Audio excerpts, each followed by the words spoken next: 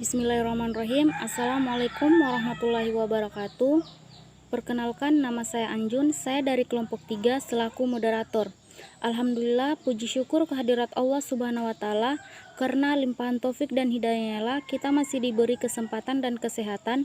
Baik, langsung saja saya akan memperkenalkan teman-teman saya. Pemateri pertama yaitu saya sendiri, pemateri kedua Elsa Agustin, pemateri ketiga Andi Nur Safira, pemateri keempat Irna, pemateri kelima Ainul Afni, pemateri keenam Devita. Itulah tadi nama teman-teman saya. Baik, saya selaku pemateri pertama akan memaparkan materi kami. Pengertian sistem berkas merupakan mekanisme penyimpanan online serta untuk akses baik data maupun program yang berada dalam sistem operasi.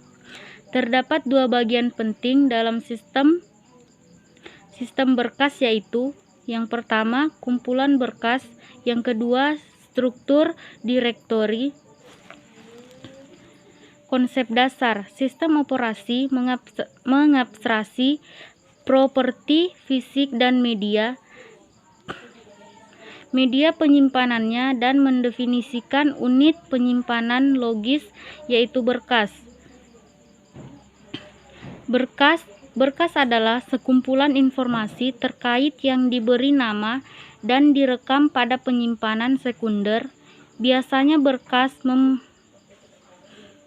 mempresentasikan program, baik scope maupun bentuk objek, dan data dari berkas dapat bersifat numerik, alfanumerik, ataupun biner. Format berkas juga bisa bebas, misalnya berkas teks, atau dapat juga di format pasti. Sedangkan secara umum, berkas adalah urutan bit,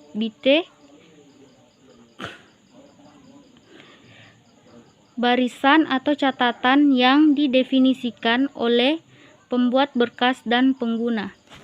Selanjutnya yaitu struktur tertentu berkas. Yang pertama text file, yang kedua search file, yang ketiga object file, dan yang keempat executable file. Kemudian metode akses. Metode akses memiliki 3 cara. Yang pertama akses secara berurutan, yang kedua akses secara langsung, dan yang ketiga akses dengan menggunakan indeks. Adapun penjelasan dari akses secara berurutan yaitu sequential access merupakan metode yang paling sederhana. Informasi yang disimpan dalam berkas diproses berdasarkan urutan. Metode ini didasarkan pada tab model sebuah teks dan dapat bekerja pada kedua jenis device access, urut maupun acak. Kemudian penjelasan dari akses secara langsung. Direct access merupakan yang membiarkan program membaca dan menulis dengan cepat pada berkas yang dibuat dengan fixed logical order tanpa adanya urutan. Metode ini sangat berguna untuk mengakses informasi dan dalam jumlah besar. Kemudian akses dengan menggunakan indeks. Metode ini merupakan hasil dari pengembangan metode direct access. Metode ini memasukkan indeks untuk mengakses berkas. Jadi, untuk mendapatkan satu informasi, satu berkas, kita mencari dulu indeks, lalu menggunakan pointer untuk mengakses berkas dan dapat informasi tersebut. Struktur direktori. Operasi pada direktori terdapat beberapa bagian, yaitu mencari berkas, membuat berkas, menghapus berkas, menampilkan isi direktori, mengganti nama berkas, serta melintasi sistem berkas. Direktori satu tingkat ini adalah direktori yang paling sederhana. Di sini semua berkas disimpan pada direktori yang sama. Struktur ini tentunya memiliki kelemahan jika jumlah berkasnya bertambah banyak, karena setiap berkas mesti memiliki nama yang unik. Direktori 2 tingkat. Pada direktori 2 tingkat, setiap pengguna memiliki direktori berkas sendiri. Ketika seorang pengguna login, master direktori berkas dicari. Isi dari MPD adalah indeks dari nama pengguna atau nomor rekening, dan tiap entry menunjuk pada UVD untuk pengguna tersebut. Ketika seorang pengguna ingin mengakses suatu berkas, hanya UVD-nya sendiri yang dapat diakses. Jadi setiap UVD yang berbeda boleh terdapat nama berkas yang sama. Direktori dengan struktur tree. Sebuah direktori dengan pohon memiliki sejumlah berkas atau subdirektori lagi. Pada penggunaan yang normal, setiap pengguna memiliki direktorinya masing-masing. Dalam struktur ini dikenal dua istilah, yaitu path relatif dan path mutlak. Path relatif adalah path yang dimulai dari direktori yang aktif, sedangkan path mutlak adalah path yang dimulai dari direktori akar. Next, direktori dengan struktur acyclic graph. Jika ada sebuah berkas yang ingin diakses oleh dua pengguna atau lebih, maka struktur ini menyediakan fasilitas sharing, yaitu penggunaan sebuah berkas secara bersama-sama. Selanjutnya, direktori dengan struktur graph. Direktori dan struktur graph, masalah yang sangat utama pada struktur direktori acyclic graph. Mengapa? Karena acyclic graph ini adalah kemampuan untuk memastikan tidak adanya siklus. Jika pada siklus 2 tingkatan direktori, seorang pengguna dapat membuat subdirektori, maka akan kita dapatkan direktori dengan struktur pohon. Tetapi, jika kita menambahkan sambungan pada direktori dengan struktur pohon, maka akan kita dapatkan direktori dengan struktur sederhana. Selanjutnya, proteksi berkas. Ketika kita menyimpan informasi komputer, ada dua hal yang harus menjadi perhatian utama kita. Yang pertama, reliabilitas dari sebuah sistem, dan yang kedua, proteksi atau perlindungan terhadap sebuah berkas.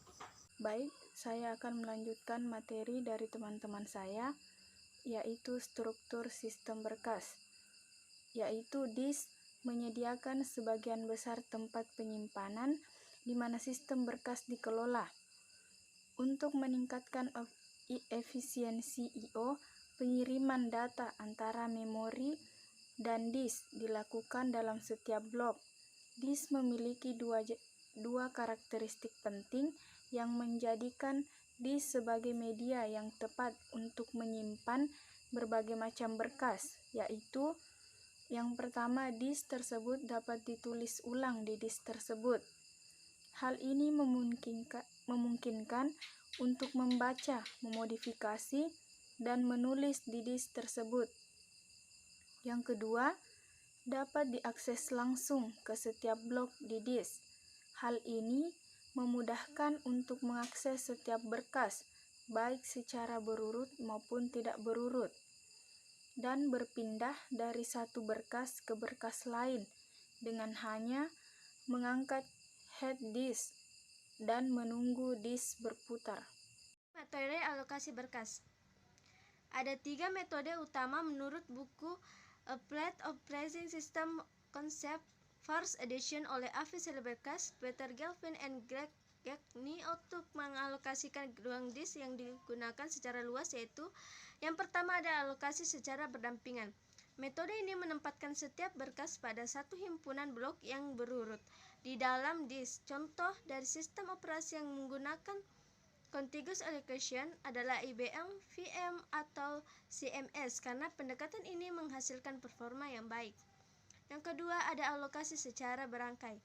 Metode ini menyelesaikan semua masalah yang terdapat pada Contiguous Allocation.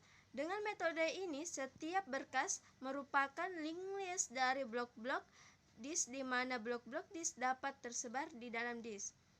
Yang ketiga, ada alokasi dengan indeks. Metode alokasi berangkai tidak mendukung keefisiensian akses langsung karena penunjuk ke bloknya berserakan dengan bloknya di dalam disk dan perlu didapatkan secara berurutan.